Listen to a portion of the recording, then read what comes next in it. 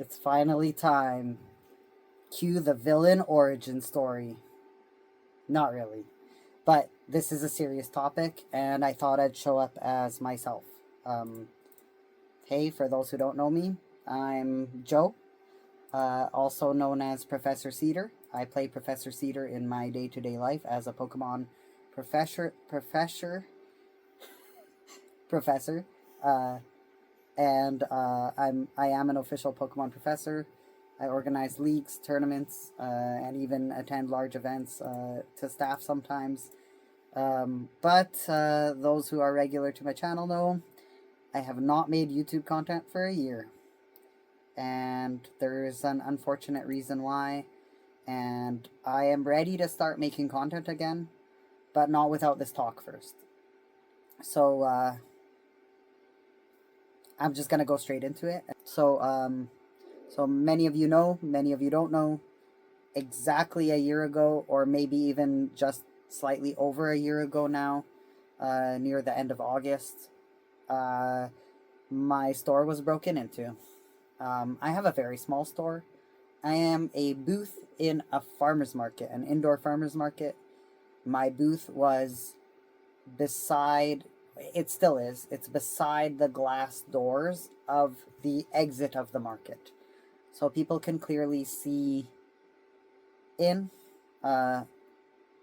during the late hours of the night and the early hours of the morning. And yes, I do have protocols. I do follow regular protocols of packing everything up, closing and securing everything, and taking it away from the outside eyes during the closed hours of the day. I even put a little sign saying valuables removed. However, it was a special circumstance. I was on a trip and I had a very special person, someone near and dear to my heart, my beautiful mother, running the shop. And I believed in having faith in humanity and humankind and in my community, that I don't need my mom, who doesn't understand our processes, who doesn't understand our systems. I took faith and I told my mom, just show up during market hours. We're going to leave everything set up, and then you can leave at the end of the day. I'll leave everything set up for you. And I said, just lock these specific items. I had a little wooden cabinet with a lock on it. Not where I typically secured the very valuable things, but I thought that would be enough, especially since it was just for 2 weekends, okay? And we're only open on weekends. So it was just for 2 weekends of being open and 2 weeks, or 10 weekdays, okay? But on the last weekday before the last weekend that I was away, I received a phone call at 6 a.m. So, no, it would have been 5 a.m. Wait, the math is not mathing. It would have been 9 a.m. Vancouver time. Which would have been, so 8 a.m. Vancouver time, which would have been 7 a.m. Edmonton time, where my store is. I received the call.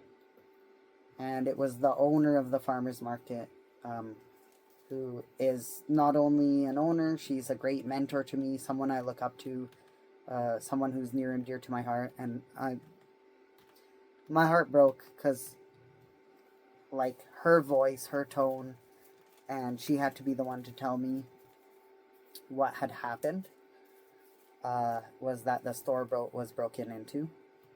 My heart was broken for her. My heart was broken in for my wife, who is also an owner of the store. My heart was broken for my mom, who God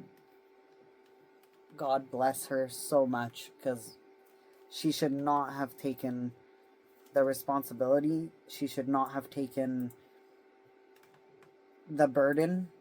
And she told me that she felt like it was her fault, which is the worst thing ever. If you've met my mom, you know she's not the person who deserves to feel that way or think that way. of herself, of what happened. And I made sure that it's not her fault. Moreover, my heart was broken for, and we still don't know. I mean, I might have some suspicions, but even if I do, those suspicions don't do anything. My heart is broken for the person who broke into the store, because only God knows what that person is going through in their life and what kind of situation they're in to have to resort to something that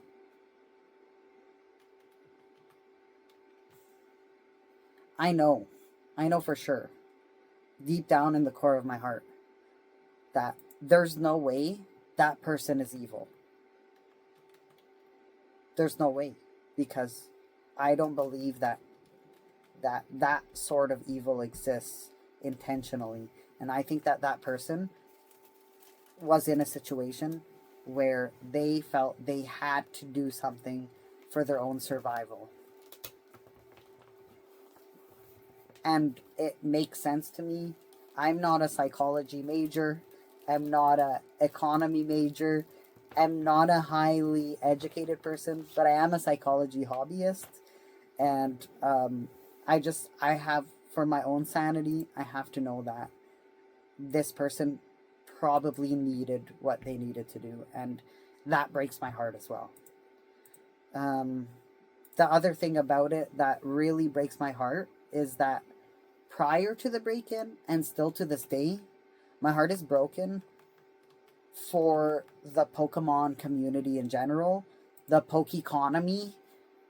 It's painstakingly annoying what's going on. The scarcity, I'm in Canada, so the tariff excuses, the suppliers, the shady behavior of the distributors. Can't say names, but there's only 3 in Canada, and they're all doing this crazy thing where they're charging retail price to retailers and expecting retailers to sell at market value. Okay, but even though it's connected to this break-in somehow, I don't want to go too deep in it, but my heart is broken for the Pokemon community. And what I know is that because of the craze that's going on, the person who broke in made Pokemon their target. So out of necessity of needing something that will for sure sell, of course Pokemon is the target. And it's our fault in a way, the fans. That breaks my heart as well. And then, my heart is broken. This part's a love letter, by the way, to our community. The local Edmonton community who supports Cedar's PC. Cedar's PC has been open for about 5 years. It started with a $200 binder collection of random EXs and even singles in the food court of the Bountiful Farmers Market as a busker. That was me 5 years ago, busking. And since then, I've been making friends with this community. And you guys are amazing. And since then, I promised 10% portions of proceeds are going to CNS and brain cancer research, because that's something that's near and dear to my heart. But also, the biggest promise I made, and why I'm sure you guys are still here, and why I know I need to keep doing this, is creating a safe, family-friendly environment for Pokemon fans. Because if you've been to a local card shop, you know that they should have an age of majority sign on their front door. Or, there should be like a little sign that says all ages.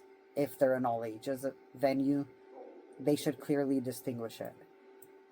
And that's been a big part of my mission, is to make a safe place for all ages. As a former competitive of other card games, and as a former competitive of Pokemon, I've seen parents drag their kids out of a store because they heard someone saying something that should not be said around a child. I don't even know what that has to do with the break-in right now, but what I'm saying is the community that has surrounded themselves around me and supported me, and in turn makes me want to continue and makes me want to support them. My heart is broken for them because of this break-in. So the TLDR is, I'm sorry to me. I'm sorry to me for allowing this to happen, allowing the shortcomings of not sticking true to the system and not just deciding to be closed for the 2 weeks, because I felt like I needed things to keep running so that I could continue to eat and pay my rent. Because God knows that's basically what I get out of it. I'm not loading a bank account with the profits from this. I'm eating and paying rent, and I'm running events and fulfilling my passion for this community. My heart is broken to my mom. My heart is broken to the community, to the bountiful staff, and also importantly, my heart is broken to the person who broke in. With all that said, it's time to move on. It's time to talk about the big things that have happened over the year and the big things that will continue to happen and to grow. So shortly after the break-in, we held a Cedar Cup. Cedar Cup is a casual, family-friendly event that I've been running for 3 years now. The very first Cedar Cup had a total of 13 participants and maybe 7 spectators. It was cute. But anyways, we've been growing it for 3 years. So as of last year, 2 years. And because of the chaos of the break-in happening and the summer and me needing to go to Vancouver, I just chose to not promote or market the event, but I did make promises, and I always uphold my promises. So I opened the keys to the venue, and I made a post on our Facebook group of, I think at the time, 50 people, which, Facebook doesn't notify people when posts are made. Facebook doesn't do anything like that, so Facebook's not for that. But I made a little post, and I'm like, hey, players, we're doing this thing. And for those who pre-registered, yes, we're still hosting it. And I was expecting to have the lowest attendance since the first event. So I was expecting our usual 13 players, whereas the previous event, we had an attendance of 80 across 2 days. So across 2 days, we had 80 people with, I think, a tournament participation of 24 per day, which meant 40 participants, 40 spectators. But that was with marketing, Facebook ads, free spectator passes, all the stuff. After the break-in, I had none of that.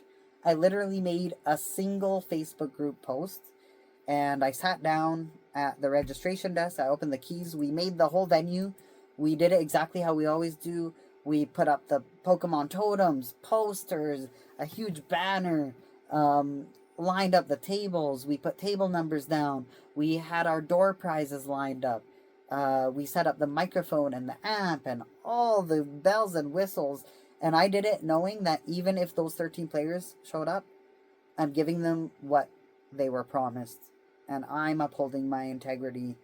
And I'm doing something for the community that I believe in. So I did that, and I sat down, and actually when we opened the doors, there was, I think, between 4 and 6, I can't exactly remember, it was a year ago, 4 and 6 players at the door. And I'm like, come on in. And I sat at the chair, and Pokemon Professor Hawthorne was sitting beside me. They were a new professor too. And they're like, how can I help? And I'm like, yeah, read me these player IDs. And I sat down and I started typing in player IDs. And first name, last initial, and birth year.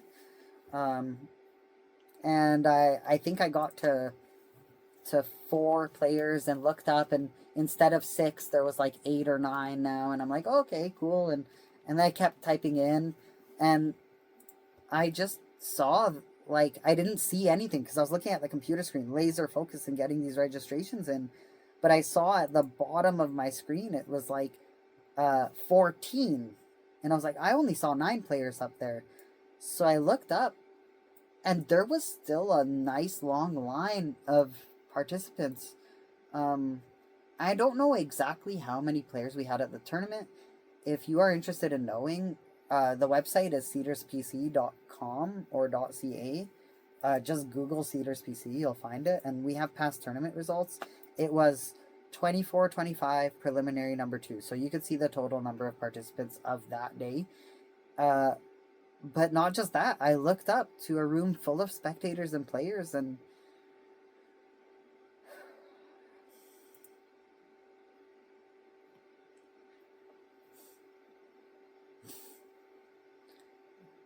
I bawled my eyes out to them.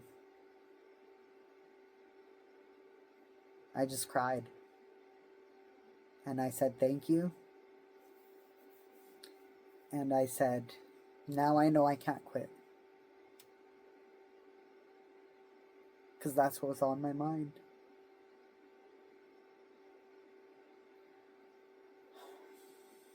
I know I can't quit.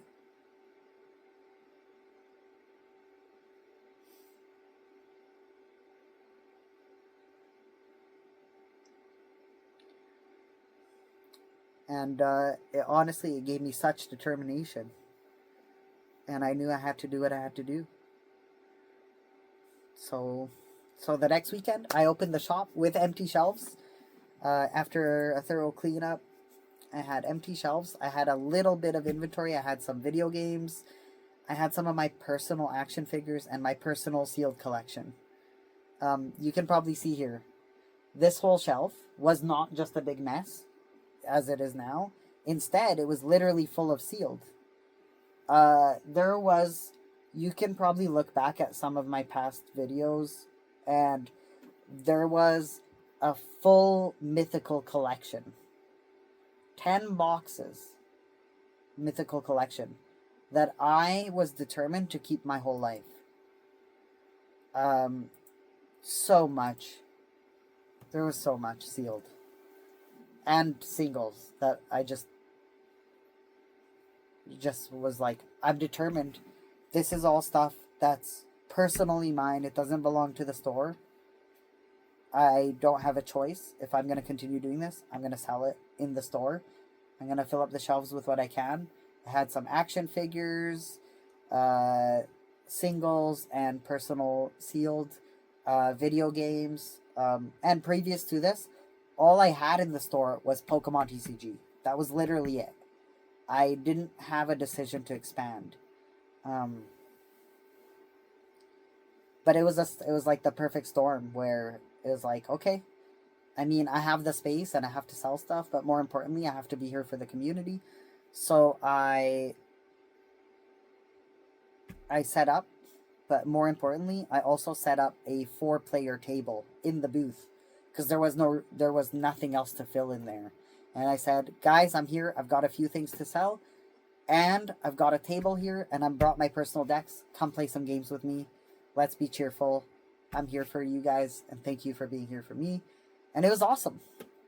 It was great. I had battles, and I had the action figures and toys, and sales were at an all-time low. I had nothing to sell, and the things I had to sell were very valuable.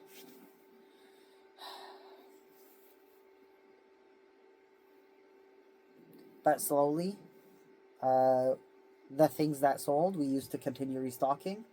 And I don't want to downplay this. We set up a GoFundMe at the time. I'm not a marketing professional. I'm a branding and design professional, but I'm not a marketing professional. So I set up the GoFundMe. I shared it once. And I'm super grateful to those who contributed. People from the farmers market contributed. farmers market staff contributed, which, oh my goodness, thank you to those who did. And then a few customers. There was also some customers who stopped by and gave us some cash without expecting anything in return. And they said, we don't want you to pay fees of the GoFundMe. God bless their hearts, because I wasn't thinking about the fees, and I always am a person who knows that fees are there for a reason. GoFundMe needs to get their cut so they can keep doing their good work. But God bless their heart, they came and gave us some cash. So the total fundraising to rebuilding the shop was $1,000 across GoFundMe, plus a few cash donations, which means the world to me. But if you're in the industry, you know that even though it went a long way to getting a bit of inventory, we lost $8,000 of stuff. So the rest was up to me to continue to build, and I did it. So I want to like drive home the point where the joy is overwhelming beyond the hurt. I know I started this video with a heartbreak, because that's what it was. But I wanted the contrast there too, which is the joy of our community, the joy of the support, the joy of our fundraising goal continuing even through the hardship. And then also some really cool stuff happening from then until now, including some learning, which I do want to share. So there's probably people who shouldn't know some of this, but I'm going to just say it anyways. So some of this stuff, take it with a grain of salt, because the learning far exceeded the value of the cost. So I decided, for the first time in the entire business, I decided to leverage my credit card limit, which I've never done before. The entire business for 5 years, from the $200 binder to the multiples thousands of dollars in sales per year, has been all interest-free debt. Meaning, if I use the credit card, I already had the money to pay back the credit card. This is so exciting, because it's, again, the value far exceeds the actual cost. I actually leveraged my credit card debt and maxed the card several months in a row, which was a huge learning experience. And I have to say, a lot of interest was paid. However, the exciting news is, as of a month ago, June 2025, we are officially interest-free again. So in a 6-month period, interest-free.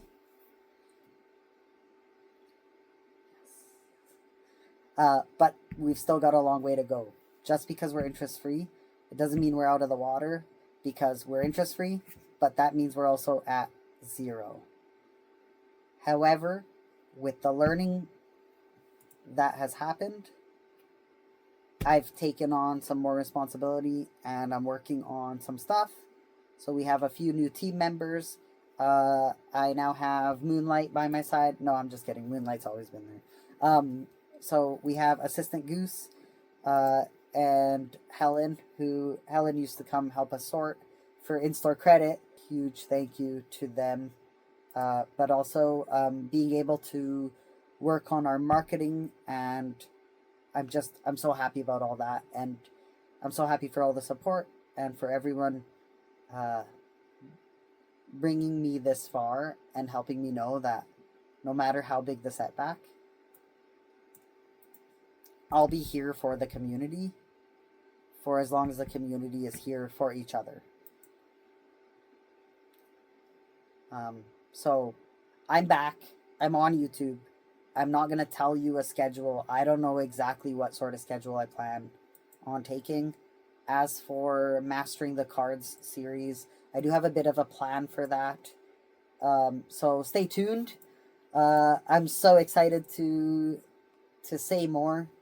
I do want to tackle a video discussing the poke economy, as I called it earlier. There's a bunch going on there, and maybe I've got some things to say that can break the cycle. If it doesn't break the cycle, but maybe it'll reach a single person. That's what it's here for. And same with this video. Uh, so if you didn't know who I was and you're seeing me for the first time, a subscribe, notification bell, likes, comments. Thank you for all your support. And I'm here, I'm back, and YouTube is a big place where I'm going to be passionate about, but also I look forward to returning to Twitch streaming as well. So I'm looking forward to that, and